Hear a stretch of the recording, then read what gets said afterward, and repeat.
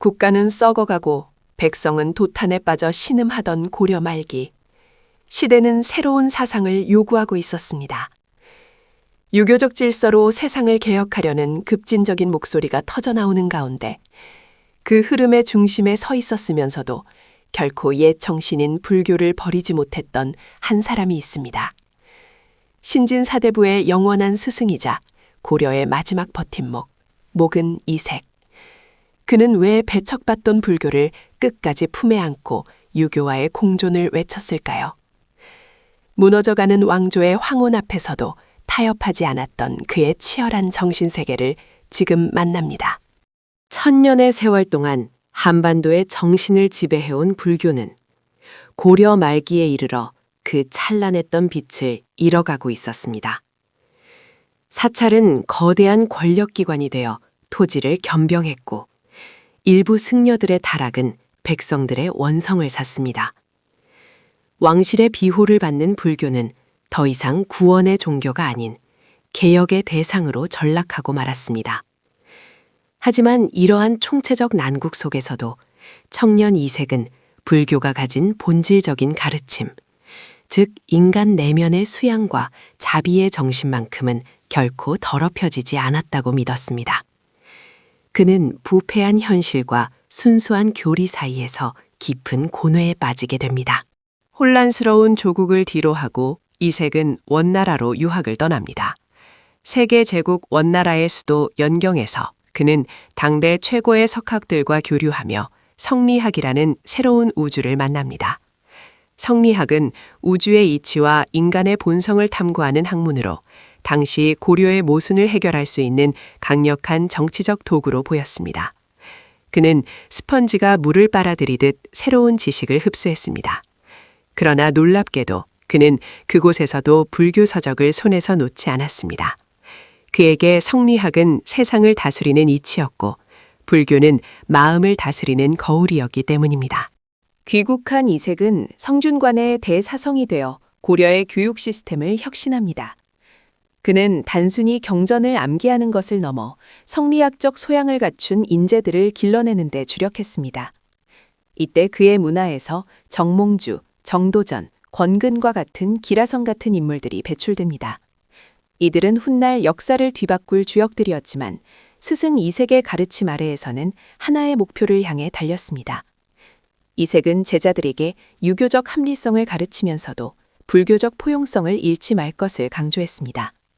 그는 두 사상이 서로 배척하는 것이 아니라 상호 보완적인 관계가 될 수 있다고 굳게 믿었습니다.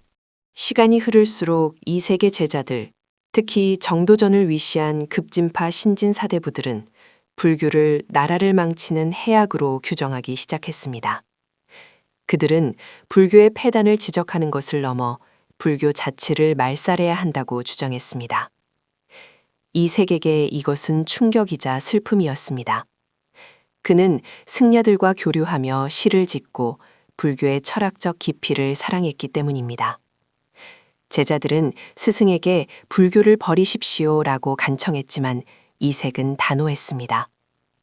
그는 불교가 가진 종교적 위안과 형이상학적 깊이가 유교의 건조함을 채워줄 수 있다고 역설하며 제자들의 척불론에 맞서 고독한 싸움을 시작합니다.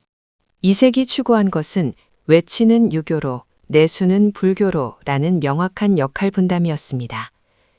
그는 국가의 법도와 예절, 통치 시스템은 성리학의 엄격한 질서를 따라야 하지만 인간 개개인의 생사 문제와 영혼의 구원은 불교가 담당해야 한다고 보았습니다.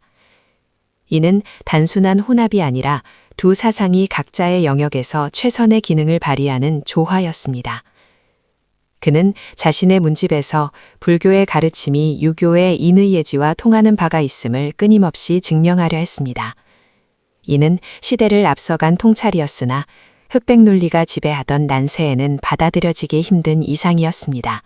요동 정벌군이 위화도에서 회군을 단행하며 고려의 운명은 풍전등화가 되었습니다. 신흥무인 세력 이성계와 급진개혁파 정도전이 손을 잡고 새로운 왕조를 개창하려는 야심을 드러냈습니다. 그들은 구시대의 상징인 고려 왕실과 불교 세력을 동시에 적으로 규정했습니다. 이색은 이 거대한 정치적 소용돌이 속에서 선택을 강요받았습니다. 새로운 권력에 줄을 서서 자신의 이상을 실현할 것인가, 아니면 무너져가는 의리를 지킬 것인가. 이색에게 고려는 단순한 국가가 아니라 자신이 평생을 바쳐 지켜온 도덕적 가치 그 자체였습니다. 이색은 이성계 일파의 힘을 인정하면서도 고려 왕조의 틀 안에서 점진적인 개혁을 이루려 필사적으로 노력했습니다. 그는 과격한 혁명이 불러올 피바람을 두려워했습니다. 불교를 억압하되 없애지는 말고 유교를 숭상하되 독단에 빠지지 말라.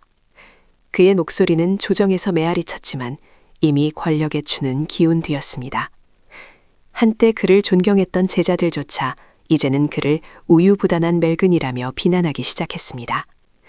온건함이 죄가 되는 시대, 조화와 공존을 외치는 그의 목소리는 공허한 외침이 되어 흩어졌습니다.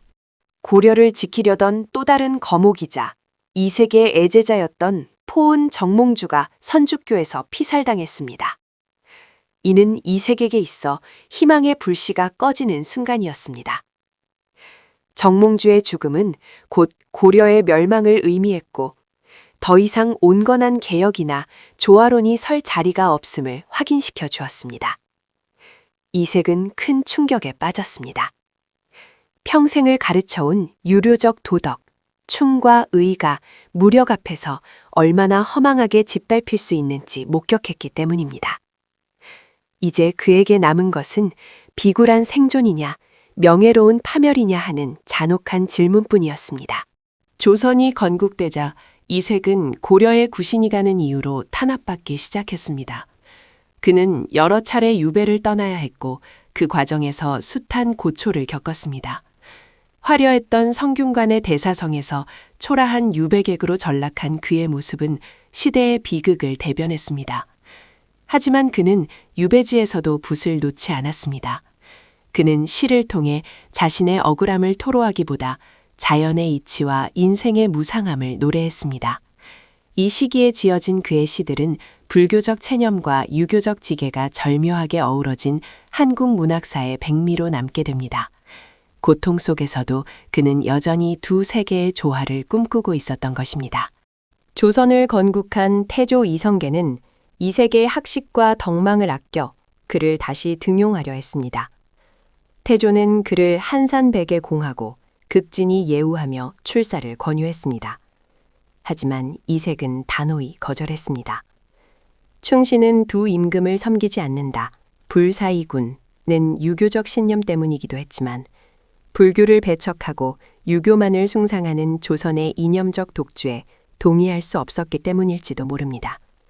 그는 권력의 정점에 설 수 있는 마지막 기회를 스스로 차버리고 멸망한 왕조의 의리를 지키는 고난의 길을 선택했습니다. 이것이 그가 보여준 마지막 조화였습니다. 신념과 행동의 일치 말입니다. 여주 신륵사로 향하던 배 안에서 이색은 의문의 죽음을 맞이합니다. 독살설이 제기될 만큼 급작스러운 죽음이었습니다. 향년 69세. 평생을 치열하게 고민하고 싸워왔던 거인의 최후치고는 너무나 쓸쓸한 마무라였습니다. 하지만 그가 죽음을 맞이한 장소가 강물 위였다는 사실은 상징적입니다. 이쪽 언덕에도 저쪽 언덕에도 닿지 못한 채 흐르는 강물처럼 그는 고려와 조선, 불교와 유교 사이에서 끊임없이 부유했던 경계인이었기 때문입니다. 그의 육신은 사라졌지만 그가 강물 위에 띄워보낸 융합과 포용의 정신은 후대 사람들의 가슴속에 긴 여운을 남겼습니다. 조선은 겉으로는 불교를 억압했지만 왕실 내부와 민간에서는 여전히 불교가 신앙의 뿌리로 작동했습니다. 아이러니하게도 이는 이색이 그토록 주장했던 유교적 통치와 불교적 신앙의 공존이 변형된 형태로 실현된 것이었습니다. 또한 조선 초기 문화를 꽃피운 수많은 학자들이 그의 제자이거나 그 학풍을 계승한 이들이었습니다. 비록 이색은 새 시대를 거부하고 떠났지만 그가 뿌린 씨앗은 조선이라는 토양 위에서 화려하게 개화했습니다. 그는 단순히 망국의 충신을 넘어 한국 지성사에서 가장 폭넓고 유연한 사고를 가졌던 진정한 스승이었습니다. 이념 갈등과 양극화가 극심한 현대사회에서 목은 이색의 삶은 우리에게 깊은 울림을 줍니다. 나와 다른 생각을 배척하고 파괴하는 것이 아니라 서로의 가치를 인정하고 더 높은 차원의 조화를 모색하려 했던 그의 노력. 그것은 시대를 초월한 지성인의 자세였습니다. 불교와 유교, 고려와 조선, 이상과 현실 사이에서 끊임없이 고뇌하며 제3의 길을 찾으려 했던 그의 치열한 정신은 오늘날 분열된 세상을 살아가는 우리에게 공존이라는 오래된 미래를 제시하고 있습니다. 그는 갔지만 그의 질문은 여전히 유효합니다. 역사는 승자의 기록이라고 하지만 때로는 패자의 침묵이 더 큰 진실을 말해주기도 합니다. 이색은 정치적으로는 패배했을지 모르나 정신적으로는 누구보다 풍요로운 승리자였습니다.